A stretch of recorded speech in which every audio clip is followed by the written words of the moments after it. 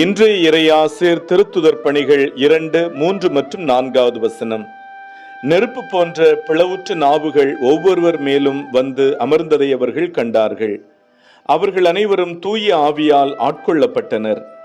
அன்பிற்கினியவர்களே, பெந்தேகோஸ்தே என்பது 50ஆம் நாள், அதாவது எகிப்திலிருந்து இஸ்ரேல் வெளிவந்த 50ஆம் நாளில் கடவுள் மோசேயிடம் சீனாய் மலையிலே 10 கட்டளை கொடுத்ததையும், பாஸ்கா முடிந்த 50ஆம் நாளில் இஸ்ரேல் மக்கள் புது தானியத்தை இறைவனுக்கு படைத்த நன்றியின் விழாவாகவும் இருந்தது.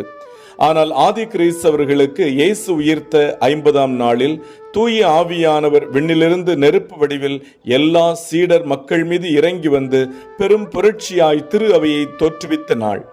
தூய ஆவியானவர் வருகைக்காக இயேசு காத்திருக்க சொன்னார். இது ஆதியிலே படைப்பின் தொடக்கத்திலே இருந்த ஆவியின் அசைவாடலை போன்று சீடர் மீது இறங்கி வந்தபோது புதிய திரு அவையும் தோற்றுவிக்கப்பட்டது. ஜெபிப்போமா.